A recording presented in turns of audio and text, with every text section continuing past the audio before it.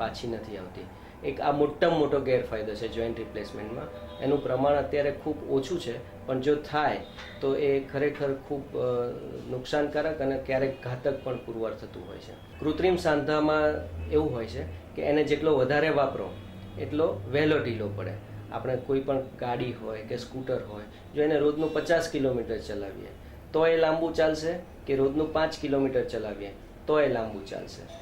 સ્વાભાવિક રીતે તે 5 કિલોમીટર વાળું સ્કૂટર કે ગાડી લાંબુ ચાલશે. કૃત્રિમ સાંધામાં પણ જો એને વધારે વાપરીશું, રોજનું 10 કિલોમીટર ચાલીએ તો એ સાંધો ઓછો ચાલે, પણ જો રોજનું 1 જ કિલોમીટર ચાલીએ તો એ કૃત્રિમ સાંધો લાંબો ચાલે. એટલે એને ખૂબ સાચવીને વાપરવો પડતો હોય છે.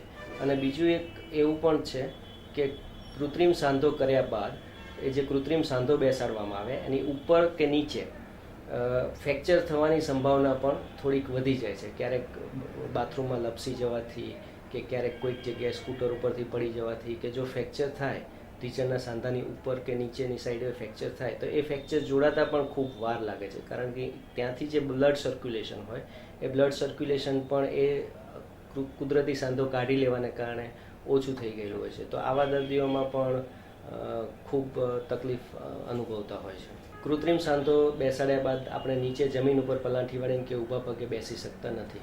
અને બીજો એ પણ છે કે આઉટડોર ગેમ્સ કે ફૂલ રેકેટ કે બેડમિન્ટન કે કંઈ પણ રમતી વખતે જો વધારે પડતો જર્ક આવી જાય તો એવા સંજોગોમાં પણ ઉપર નીચે ફ્રેક્ચર થવાની સંભાવના વધારે હોવાને કારણે આઉટડોર ગેમ્સ પણ નથી રમી શકાતી.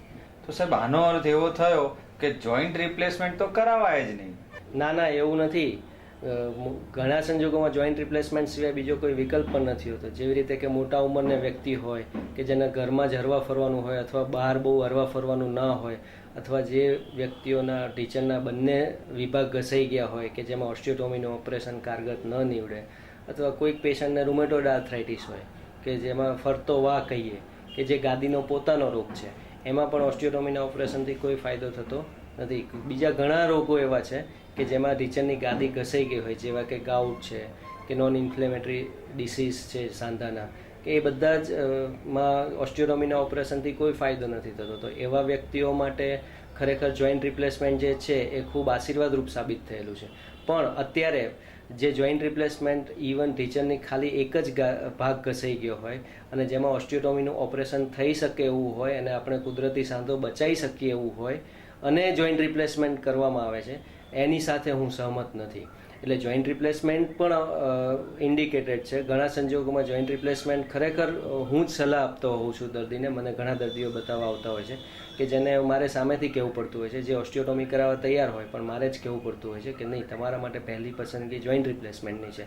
જો એ ન જ કરાવવું હોય તો જો ઓસ્ટિયોટોમીનું ઓપરેશન થાય તો જ હું કરતો હોઉં છું. બાકી જોઈન્ટ રિપ્લેસમેન્ટની જરૂર હોય એવા દર્દીઓને જોઈન્ટ રિપ્લેસમેન્ટ જ કરાવવું જોઈએ. ઢીંચણનો ઘસારો શરૂ થયા બાદ આપણે એની સારવારમાં વિલંબ કરવાને બદલે જો સમયસર ઓસ્ટિયોટોમીનું ઓપરેશન કરાવી લઈએ તો આપણે આપણો પોતાનો કુદરતી સાંધો પણ બચાવી શકીએ છીએ અને આપણી રોજબરોજની પ્રવૃત્તિઓ પણ સરળતાથી કરી શકીએ છીએ અને આપણે આપણું જીવન એન્જોય કરી શકીએ છીએ.